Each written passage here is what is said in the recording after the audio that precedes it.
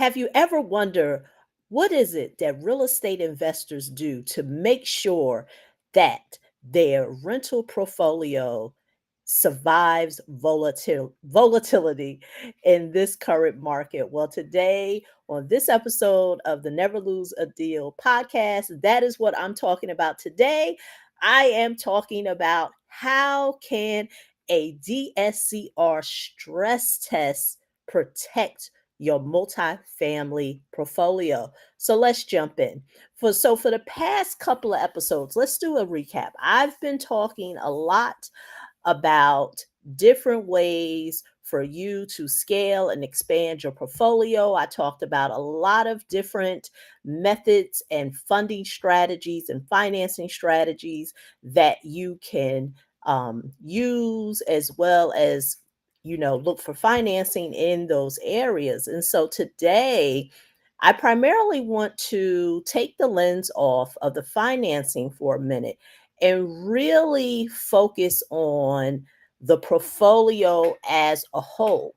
Because in this current market, with everything being topsy turvy, a lot of volatility, many people are wondering, is this a market to just sit it out, or is this a market to move forward? Now, me being someone who is in the mortgage industry, being a commercial loan advisor, I am still seeing seasoned, experienced investors still looking to buy properties. And I noticed that there are some who are still sitting on the sidelines. And they're sitting on the sidelines because maybe they're hoping that, we will get interest rates like we had during COVID.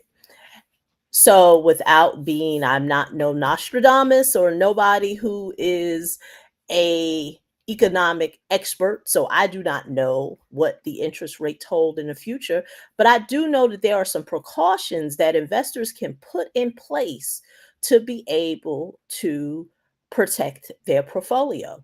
And that is called a stress test. Now, in the title of this podcast, I did say it's a DSCR stress test, but it's a stress test that you can pretty much um, provide to your existing multifamily portfolio, whether you're using DSCR loans or what have you. And the reason why you want to put this stress test in place and at least measure your portfolio is because, as I mentioned to you, volatility. And so, some of the things that can be volatile in a market like today can be similar to COVID. Now, during COVID, you had a lot of investors who may have had tenants who did not pay. Well, the same thing could happen with this current economy, with people losing their jobs or people getting laid off. That is the purpose of doing a stress test, because a debt stress test that you apply to your rental portfolio is a what if scenario. You can do all types of what if scenarios. So let me give you an example of what that looks like. Now, I made some notes, so I am going to read my notes because I don't want to try to keep this all in my head, but I did run some notes. And so when you're doing a debt stress test, you do want to look at some things. Now, the first thing you want to do is you want to start with baseline numbers. You want to look at your current rent roll. You want to look at the income that your property is currently bringing in. You also then want to look at all the expenses that are used in regards to that property. So if you have a property, you want to tally up all the expenses that that the property is currently taking on.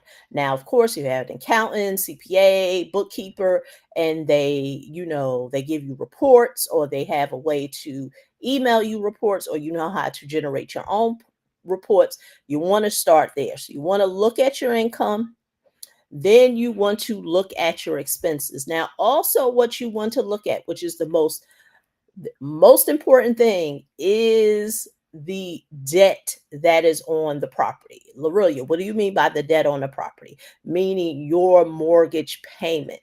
So many investors, primarily the ones who have the desire to be an experienced investor, but are not quite there yet. And they're wondering, well, how is it that investors in this current market can still be able to buy real estate and invest in real estate with interest rates being what they are? Now, of course, they're much lighter than what they were in a few months, but they're still not at the 2 and 3%.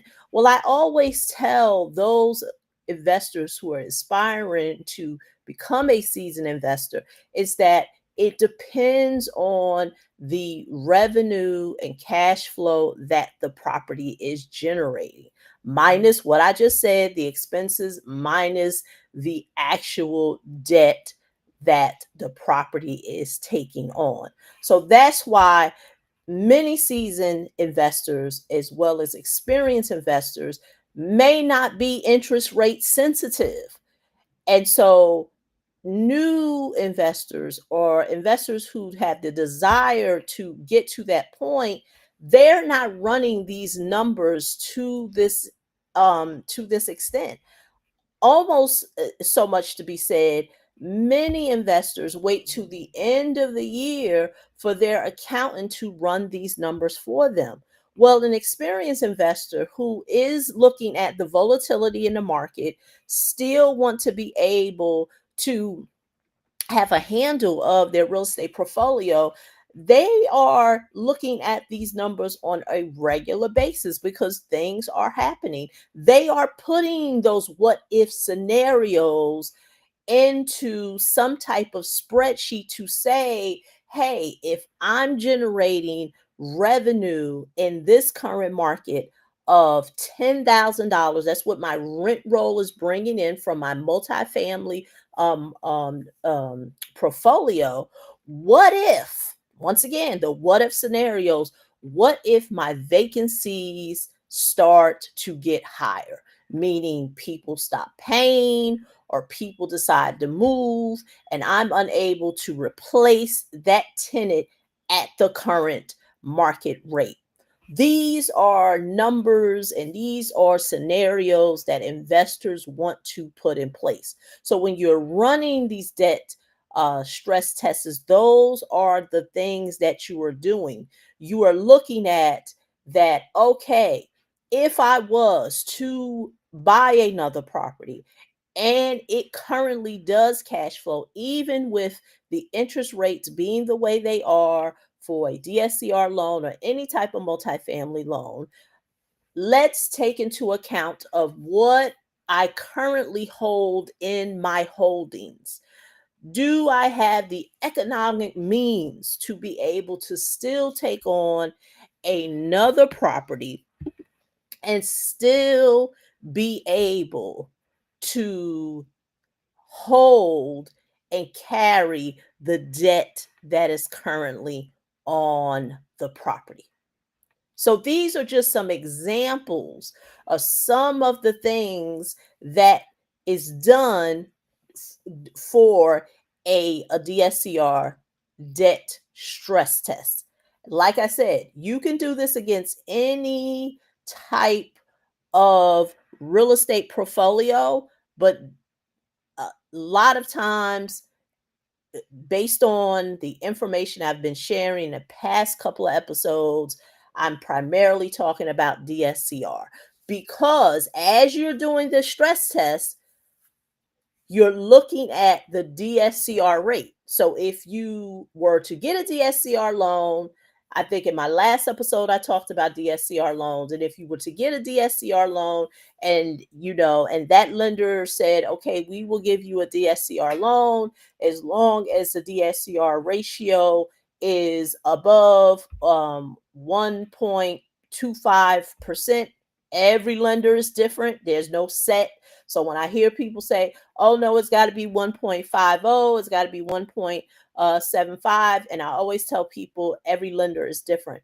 But going back to my example, and you've gotten that loan, and the loan, it had to be at 1.5 and above, and you were able to close and get a mortgage, and you're happy with the DSCR loan you've gotten. You weren't sensitive with the interest rate because the property did cash flow, and you had a DSCR ratio that was above, 1.5. Say it was 1.65. Looked good to the lender, looked good to you, but now you still want to be able to run those same what if scenarios on to your portfolio. Because now, take into account, let's say vacancies go down, meaning things could happen. People decide to not pay, especially in states where, where I'm currently at, in New Jersey and New York, they're tenant friendly states. What if, as these economic downturns continue to happen, don't mean to be a Debbie Downer, but those are things to take into consideration. New Jersey is a tenant friendly state. It is not that easy to just evict a tenant out of your property. You know that it is going to be a process. So now you have lower revenue that is coming in, the income that the property is bringing in, and your expenses went up because now you have to maybe pay your attorney higher legal fees because now you have to deal with the removal and the eviction of that tenant. So, as I mentioned to you, you're doing these stress tests to deal with the topsy turvy economic things that are going on in the market. This is how you don't invest blindly. This is what seasoned investors are doing. These are things that I work with my clients on because in this current market, now more than ever, you need to be looking at numbers.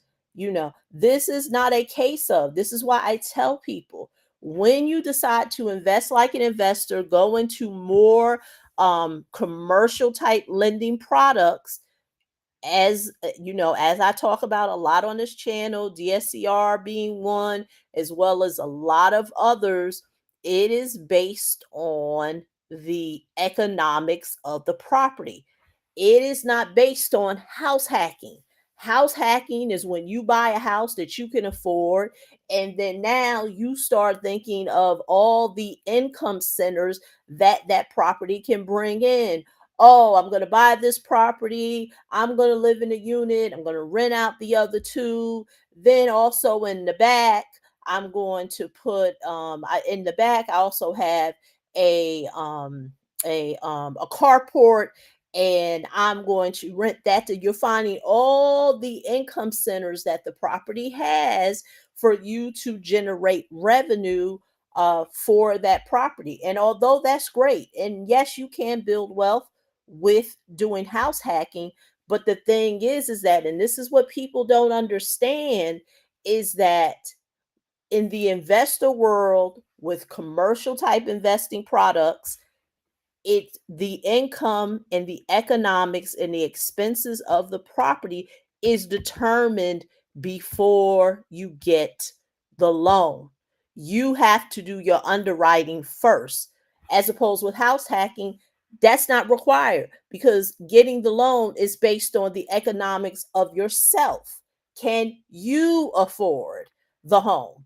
That's why I tell you, with the commercial lending space, DSCR, fix and flips, commercial, commercial construction, it all has to do with the actual entity. What is the economics of the entity? What are the numbers that that entity is bringing? As opposed to, you do FHA, conventional, you want a house hack, that's all based on you. You are the entity. Can you afford the property? What is your credit score? What is your debt to income ratio? Everything has to do with you. Can you afford to buy the property? And if you can afford it, that's great. Now you've bought the property, you know you can afford it, and then you start looking at all the, you know, income generating ideas that can be brought into the equation for you to generate money. But that's not it on the commercial side. The commercial side, you need to know those numbers up front because lenders only want to know, are you cash flowing? They want to know, is this property going to cash flow? If I give you a loan, is it going to cash flow? And so going back to the debt stress test, these are things that you want to take into account in this current market with all the volatility that is going on. Because unfortunately, we can't predict. We don't know what's going on in the next couple of months. We don't know another pandemic. We don't know if a war is supposed to happen. We don't know if more people will get laid off. And those are things to take into account of, especially if you have rental portfolios. What are the economics of the areas that you are in?